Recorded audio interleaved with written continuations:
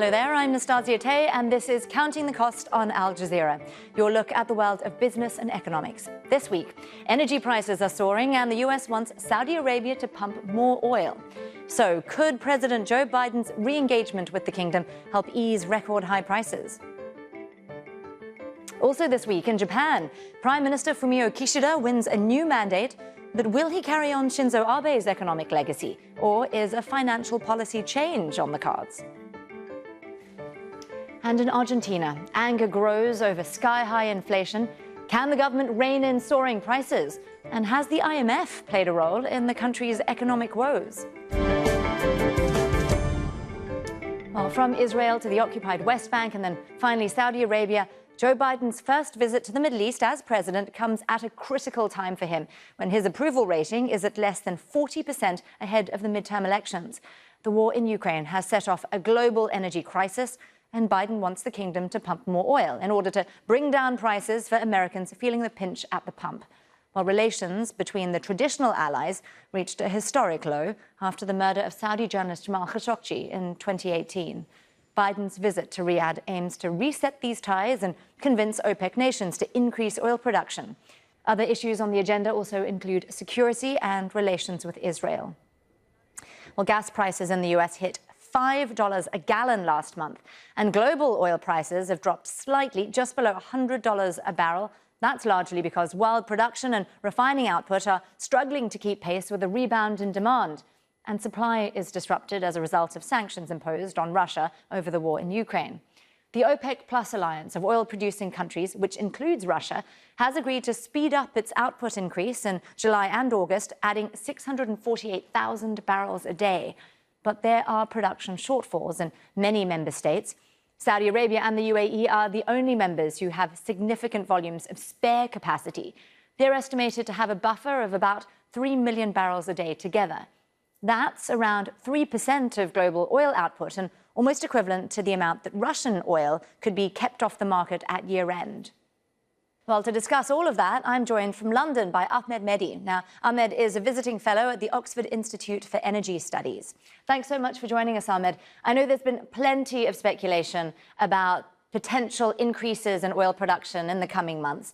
Do you think that that's actually likely to make any kind of an impact on the oil difference, especially before the US midterms, as Biden presumably hopes? Yes, so I think that at the moment there's a lot of discussion. There's a lot of moving parts in the oil market right now. Biden's visit has put the focus on spare capacity and in particular Saudi production capacity.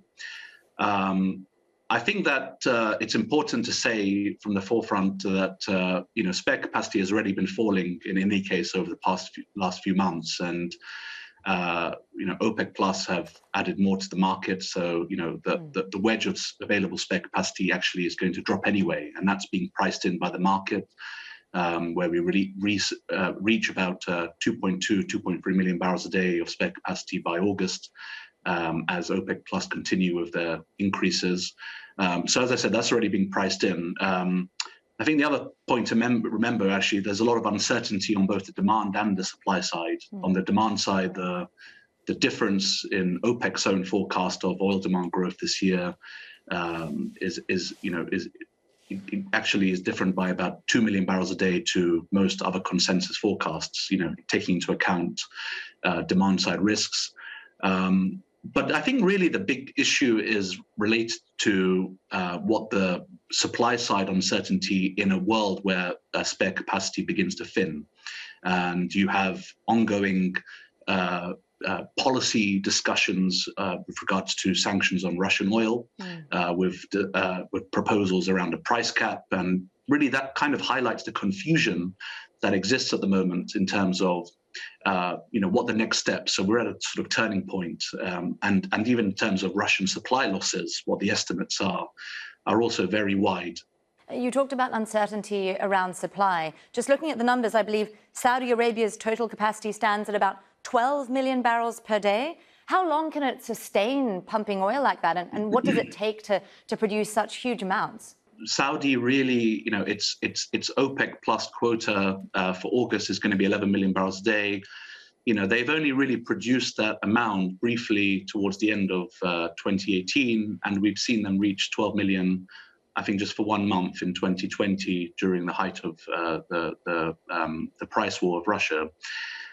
So really, I think that this debate about can Saudi reach 12 million, and the question is going to be how sustainable can they, sustainable production capacity over time is the issue. However, I think it really misses the point. I think what the market, it's what the market believes, and the market believes Saudi messaging on their maximum sustainable capacity at 12 and a half. And the question is really, if Saudi were to test that, would they want to give away that information premium, which really holds strategic value for the kingdom? And you have to also take into account operational constraints of maintaining that production capacity over time. And then obviously the question of spare capacity, as I mentioned, with all of these supply side risks that exist in the market, do you want to actually, there's a trade-off that has to be taken into account for the market as well. Ahmed, any increase in oil production would presumably require consensus from OPEC members. How likely is that? And do you see a future for Russia within OPEC Plus? Yeah, so I think the next meeting for OPEC Plus in early August will be an important one, because really that's when they'll have unwound, the cuts that they announced in mid-2020. And I think really the OPEC Plus is going to look at trying to understand, they'll have to also understand, basically what balances will look like for the rest of this year. And as I mentioned in the beginning, there is a big difference of view between OPEC's own view of oil demand growth and those of other agencies. But at the same time, I don't think that Russia will be, there'll be a wedge between Russia and Saudi within OPEC Plus. The cycle of thinking is much more long-term within OPEC Plus than and it's not going to respond to any short-term political cycle or geopolitical headwind that may occur. Ahmed, just taking a bit of a step back here, we're looking at an energy crisis that isn't solely driven, though, by OPEC production. So what are the other challenges that have gotten us to this point? So yes, you're right. It's an energy crisis. It's not just it's not just an issue within the oil markets in terms of what's happening with the Russia crisis is also highlighting issues with gas. You're seeing the opening of a new front in the conflict with regards to cutting back on contracted volumes of natural gas supply to Europe. The European economy is closely watching whether natural gas supply returns from Nord Stream 1 after maintenance, and that's having an impact really upon some of the central bank decision making as they decide whether or not to increase interest rates. Likewise, refining capacity has been a big issue as well. We've seen about 3 to 3.5 million barrels a day of refining capacity shut since COVID started, and that's also taking place against the background of really, what's going on in China as well. Mm-hmm. So when China has not been exporting as much petroleum products as last year, and so really it's not just an issue in the crude market, but also across the energy value chain. So you're seeing constraints in the refining capacity system. You're seeing record levels of prices for gasoline, jet fuel, and diesel, and really that's part of the COVID return of demand, and supply hasn't been able to catch up. And so really these bottlenecks and constraints are not just limited to what's happening in the oil market, but there's more of an interconnection now that's taking place between different fuels and markets, and you're seeing policy intervention. And I think this is what the interesting thing about this situation in oil and other markets is. Indeed. The role of government policy. Some interesting times ahead. Ahmed Mehdi there, a visiting fellow at the Oxford Institute for Energy Studies. Thanks so much for joining us here on Counting the Cost. Thank you. Well, Japan's upper house elections were seen as a referendum on the prime minister's leadership. And the landslide victory of the ruling party and its coalition partners has bolstered Fumio Kishida just 2 days after the assassination of Shinzo Abe. The result means that Kishida may now have the power to push fiscal policies, including his so-called new form of capitalism, which aims to revive the economy. The agenda includes investing in human resources, science and innovation, increasing the number of startups and promoting green and digital transformations. But the Prime Minister has also been under pressure to stick with parts of Abe's economic plan. Critics say big spending packages to cushion the impact of the pandemic and ultra-low interest rate policies have sent the yen to 2-decade lows and could even accelerate inflation. Well, Abe introduced his economic policy back in 2012 in an attempt to jumpstart Japan's economy out of 2 decades of stagnation through the so-called 3 arrows of his namesake Abenomics policy. And they include an ultra-loose monetary policy in the form of negative short-term interest rates to make it cheaper for consumers and companies to borrow money and to spend. Pumping money into the economy by funding infrastructure projects, for example, or giving incentives to companies like tax breaks. And structural reforms, adding more women and migrants into the workforce and boosting the country's job market to push economic growth. Well, joining us now from Singapore is Marcel Tilliont. He's a senior Japan economist at Capital Economics. Thanks for joining us, Marcel. That was really quite the landslide victory there. I'm curious, do you think Kishida now has a free hand to do what he wants in terms of the economy? He already had a pretty strong majority beforehand. He doesn't have the 2/3 majority that Abe had just a few years ago. But yes, he has. He has, at least in Parliament, he has a free hand. I think the key issue is whether he can overcome vested interests and the powerful business lobby in terms of pushing through any reform attempts. And the evidence so far suggests that he's not willing to offend a lot of people. Marcel, this all obviously comes in the wake of the very snappily branded Abenomics policies. That has had mixed successes, though. What do you make of it, and do you think Kishida will depart vastly from that? I think Abenomics, probably the biggest achievement of Abenomics has been both an improvement in corporate profit margins, which was triggered by the corporate governance reforms that were initiated by Abe, as well as a sharp increase in the labor force participation rates of women and elderly, which ensured that employment actually kept rising to fresh record highs throughout Abe's terms, despite the shrinking of the population. But I think the Achilles heel of Abenomics has been very sluggish productivity growth. And unfortunately, the tailwind from a rising labor force participation rate now seems to be fading. So elderly people are not staying in employment for much longer. And at the same time, productivity growth is still very weak, and there's no clear policy by the current government to improve that. So I think that the next few years are going to be quite challenging for Japan's economy in terms of achieving strong GDP growth.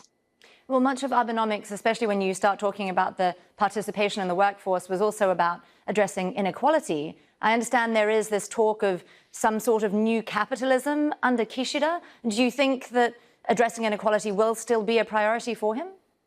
Well, he unfortunately backpedaled on plans to raise the tax on capital gains and dividends.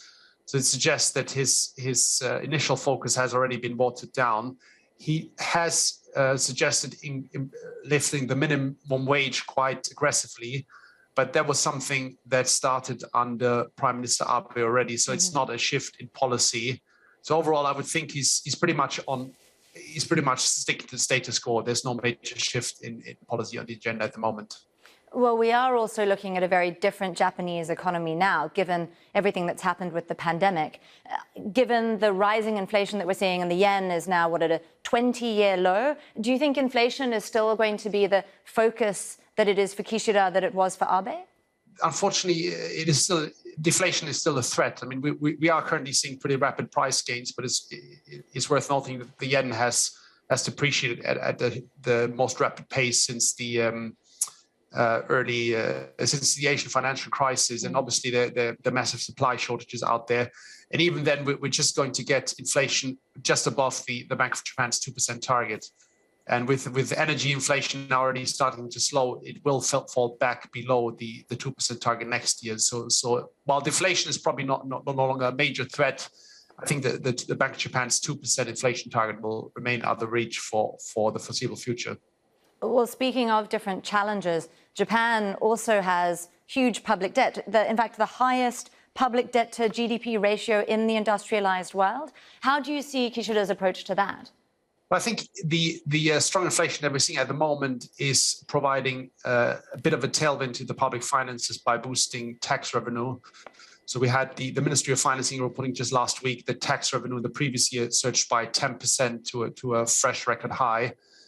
So that gives Kishida a window to repair the public finances. The key question is how willing he is to not spend the windfall. I mean, we saw last year he implemented a huge supplementary budget last year, equivalent to about 60% of GDP.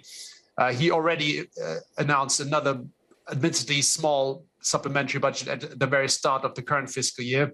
So it remains to be seen whether he can he's willing to not spend the windfall and slash spending now that the economy is opening up again after the pandemic.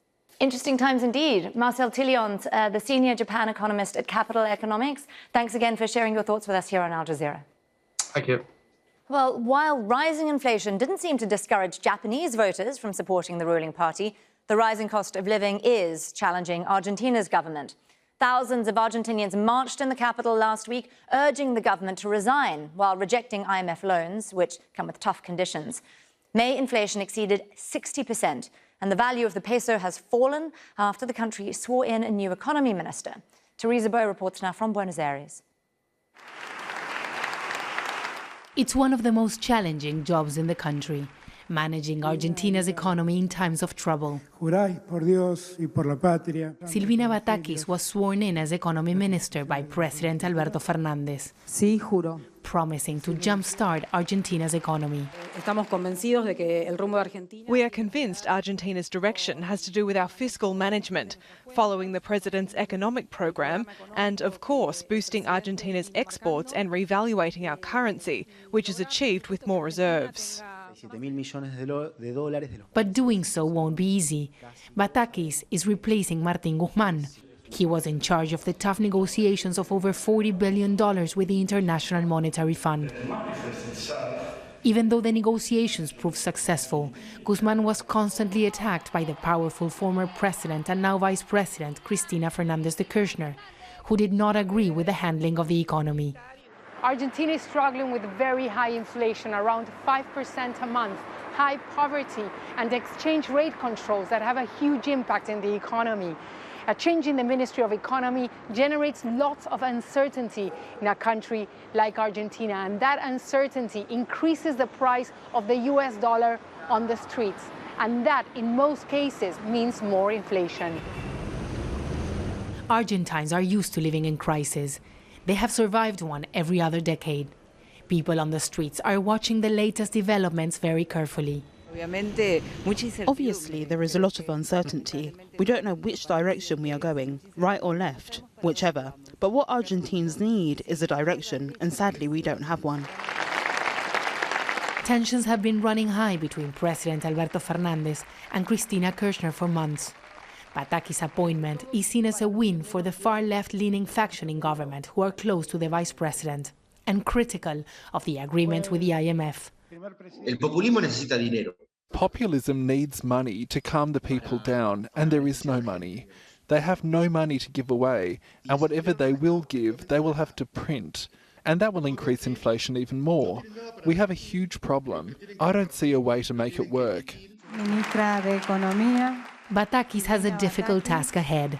She has to fight inflation, generate jobs, and increase the country's reserves without displeasing Argentina's vice president, who for many has now more power than the president himself.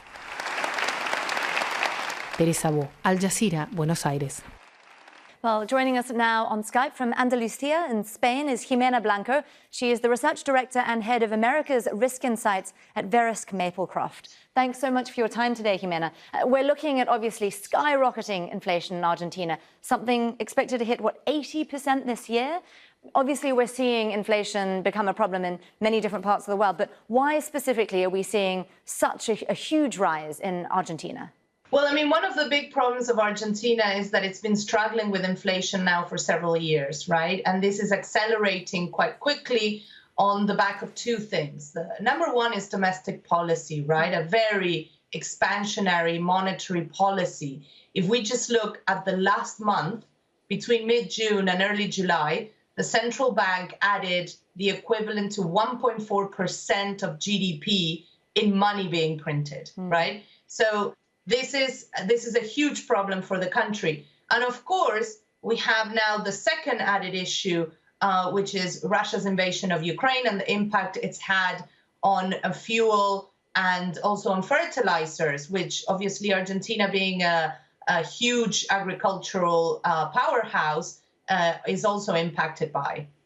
Well, given the central bank's decisions, how do you even begin to tackle inflation when we're in the situation that we're in now?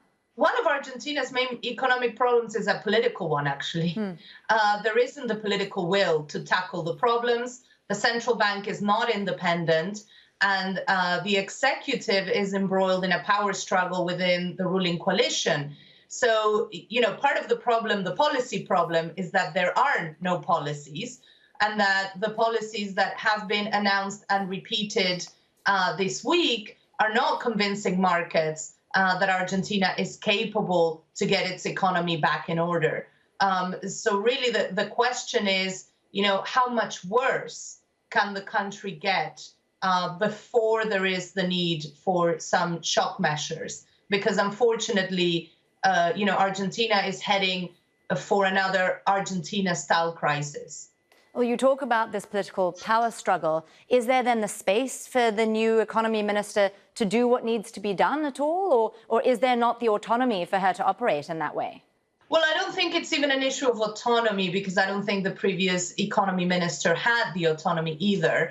And one of the key issues with the new appointment is that it wasn't an appointment made out of choice for the, you know, the best economy minister that the country could get, but it was rather the choice based on who could President Fernandez and his VP Kirchner agree on. So it was kind of you know, the decision was made on reaching a truce rather than, you know, looking for the economy minister who could lead the country out of a crisis. And in fact, you know, for anyone who followed the situation in the country, there were several other potential candidates that came before Minister Batakis. So even just when taking office, she's taking office with an impression that she doesn't have the authority or the independence to implement even the agreement that Argentina has reached with the IMF.